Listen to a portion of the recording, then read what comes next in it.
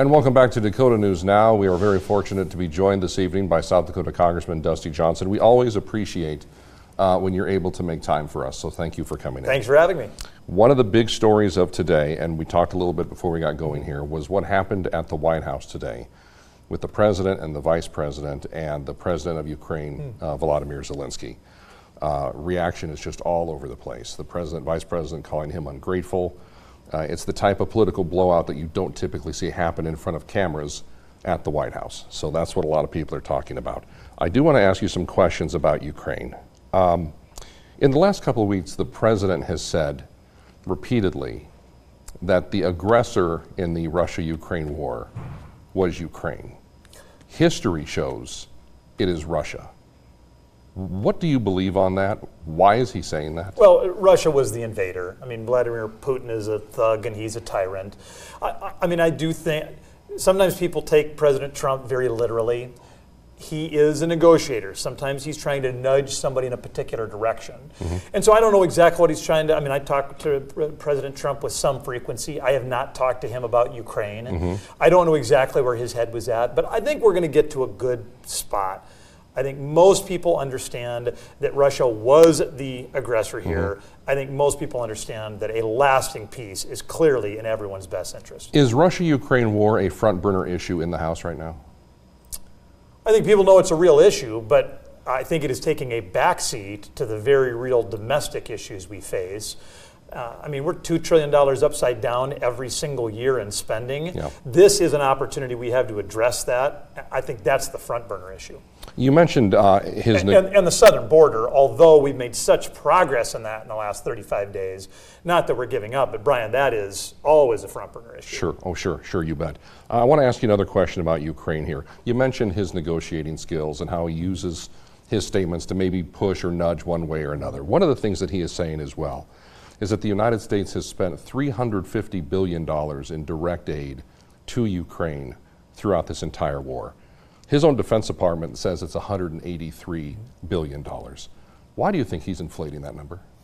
I don't know. Sometimes people just, I mean, I don't know his mind, Brian. You're right. I don't right. know what, and but I don't know if that was... But you have to deal with this because that's the talking point, and then people like me come to you and say, why is this dollar amount being thrown around that's not correct? I don't, listen, we're in an era where these presidents have cameras on them nonstop. And so, yes, clearly there were lots of times where Joe Biden said something inaccurate, stupid, or impolitic. And I know that becomes the news of the day. And listen, the same thing happens with Donald Trump. But here's what I know, and that is that a lot of times his unorthodox behavior causes people to think that he's just going to break too much China. When he talked about moving the embassy in Israel from Tel Aviv to Jerusalem, I had people tell me, Dusty, that is going to put the Middle East on fire. It didn't. It was fine. He has a fresh way of doing things. There are times that's a methodology very different than you and I might utilize. Yeah. But Trump 1.0, the foreign affairs victories were a lot bigger than the foreign affairs defeats of Trump 1.0. But being the President of the United States, is there an onus that should be on him to not speak in such a way that people wonder how much China is he going to break? He is clearly a guy that is going to talk off the cuff more typically than a traditional diplomatic president than Ronald Reagan or George H.W. Bush would have done. Brian, this is what the American people voted for. They knew exactly what they were getting. And they know that he speaks more casually than a professional diplomat. I think a lot of people view that as a feature, not a bug, of the Trump foreign diplomacy. Are you, as we sit here right now, Congressman, are you concerned about DOGE, how it's playing out, how it's being conducted? There is clearly a lot of disruption. I think a lot of the disruption is good. Brian, I wouldn't say that every single thing that's been done is good, but at some point you have to look, does this net out to the positive? Now, we're only 35 days in or what, or whatever. I think a lot of this is good. Now, there are going to be some things broken that shouldn't have been broken. I think thoughtful people can come along after the fact and say, okay, you know, that employee, that's a good employee. We need to bring her back in. We're already doing that. I mean, it's like with the funding freeze. People act like this funding's never going anywhere. Every single day, the White House is green lighting appropriate funding that they are then putting back out to where it needs to go. We're in a highly political environment. I know every single day there are people who want to criticize every single thing this guy does, but a lot of this disruption has been needed for a long time. And we'll continue our discussion with South Dakota Congressman Dusty Johnson when we come back right here on Dakota News Now. And welcome back to Dakota News Now as we continue our discussion tonight with South Dakota Congressman Dusty Johnson. Again, thanks for making time. Absolutely. I want to talk about DOGE again for just a little bit here. DOGE says it saved $8 billion from the budget of ICE. It was really $8 million. USAID savings was listed as nearly $2 billion, but it was a $650 million contract that was listed 3 times. Social Security savings of $232 million was instead $560,000. Can we trust DOGE? I think it's early yet. And yes, I think over the long haul, we're going to have a lot of these moves that number one, I think Americans are rightfully pretty irritated by some of what's being found. I know I am. Things got a lot worse in the last 4 years. We were spending money. I mean, I voted against the American Rescue Plan. I voted against the Inflation Reduction Act. I knew a lot of those dollars were going to go to boondoggles, and they did. Now, Elon is moving quickly. He's generating information every single day. He's putting it out on X. Clearly, it's going to take a little time for us to figure out how much of this is steak and how much of this is sizzle. I don't want to rush to judgment. In generally, I'm supportive of the goals. The methods, I think we can work on, we can make better. And I've had a regular conversation, a dialogue with the White House about how we can do that. Should people be concerned about things like this, for example? And I took notes here, folks. DOGE fired 350 employees with the National Nuclear Security Administration, had to scramble to rehire them. USDA had to rehire researchers working on stopping the bird flu outbreak. They're not saying how many. The EPA has had to rehire those who work on projects to keep water and air clean. DOGE has fired 1,000 people who work on the Veterans Crisis 24/7 hotline. DOGE has fired those who helped 9/11 survivors. Is this being done too broadly, too fast? If you're asking me, has DOGE been perfect? I would say no. Brian, what we have been doing the last years hasn't been working particularly well either. When Elon Musk came up and he announced that he was going to buy Twitter and fire 80% of the engineers, I just knew that whole platform was going to collapse. It didn't. Sometimes an innovator can come in and actually move a lot of people around, actually get rid of some people, put into place new technologies, and things can work better. Now, we don't know which of those moves yet were clearly right and clearly wrong. Like, we're sorting this out. I think reasonable people on both sides of the aisle need to push to make every one of these moves better. But what I do know is that we had way too many federal employees who were not going to the office basically at all anymore. I mean, I asked the chairman of the Commodities Future Trading Commission what the average number of days per week his employees were in the office. He said 1/2 day a week. We got to do better than that. This last week there was to be a meeting of the advisory board. Oh, and I should also say this. Sure. This happens in the private sector a lot. I know in government we're used to a more risk-averse approach, but it's very typical for an underperforming organization to go out and hire a manager who knows how to turn things around. All of those moves are disruptive generally. Yeah. They are rarely all that popular in the short term.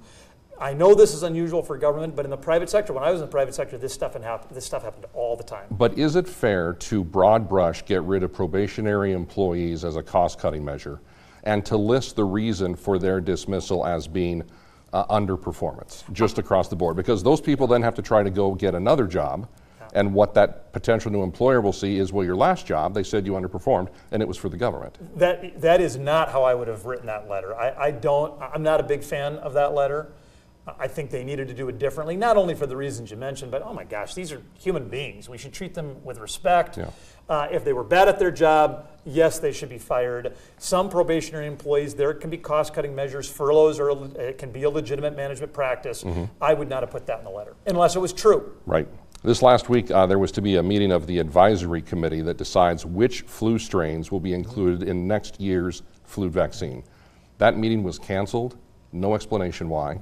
To our knowledge, it has not been rescheduled. It takes 6 months to make the flu vaccine. Are you concerned about this? The flu vaccine saves tens of thousands of lives, maybe more than that every single year. We need to get the strain right. I don't have any doubt they're going to meet they're going to figure out. I don't know why they canceled that meeting. Maybe they wanted new information. Maybe they wanted a different data point that they didn't have in hand yet. They're going to meet. They should give the manufacturers the instructions they need to get it right. But you're not concerned, given Robert F. Kennedy Jr.'s history of speaking out against vaccinations and shots like this? Listen, RFK Jr. and I have different views on the flu vaccine.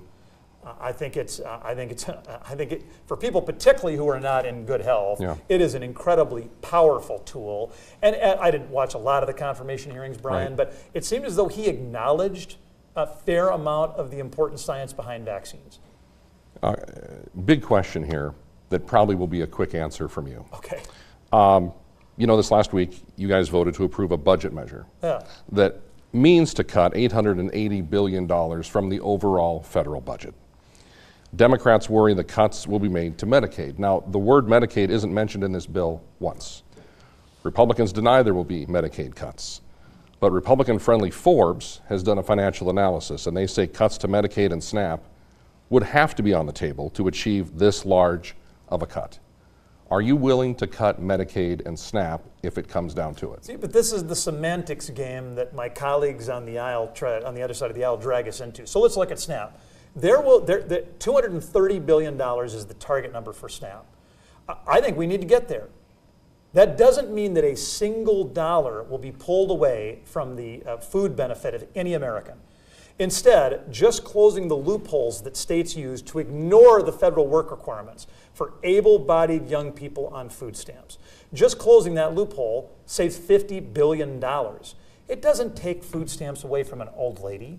Work requirements work. Putting them into place in the proper way in SNAP can also save $100 billion. They don't affect pregnant women. They don't affect seniors. They don't affect people with disabilities. They don't affect people with young children at home. All of these boogeyman stories the left will say about cutting SNAP are really about integrity measures and about making sure that we have those resources reserved for the proper people. That's how you get to that number. And I would just say this big picture. Our federal government is going to spend $100 trillion in the next 10 years. The Democrats honestly don't think that we can cut $2 trillion from that $100 trillion without pushing grandma off the cliff. It is fear-mongering of the worst sort. And I think we should be better than that. Will there be any cuts to Medicaid? Let's flip to that. Do you believe there could be cuts to Medicaid? There will be integrity measures in Medicaid in the same way that there will be in SNAP. That doesn't mean that the actual benefit received by a person who's eligible for the program would be touched at all. I don't know how many more times President Trump can say this. He has said it probably 15 times.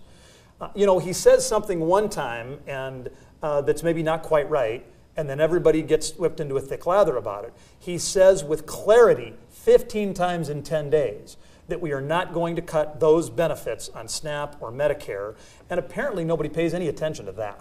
So let me see if I understand what you're saying. I don't want to put words in your mouth. You are willing to make cuts to SNAP and Medicaid to shore up the system and essentially make sure that people aren't gaming the system.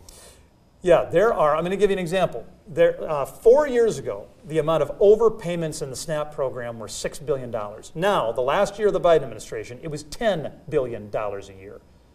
Cutting those, going back to how it was 4 years ago, doesn't reduce the benefits to anybody who is eligible for those programs. It still saves you $4 billion. And so is that a cut? I don't think it's a cut. These are incredibly important programs. We need to do right by struggling Americans. And when the Democrats say that cutting the overpayments from $10 billion to $6 billion is a cut, they are lying to America. A very insightful discussion tonight with South Dakota Congressman Dusty Johnson. Again, thank you for making time. Absolutely. I Thanks appreciate much. seeing you. We'll be right back.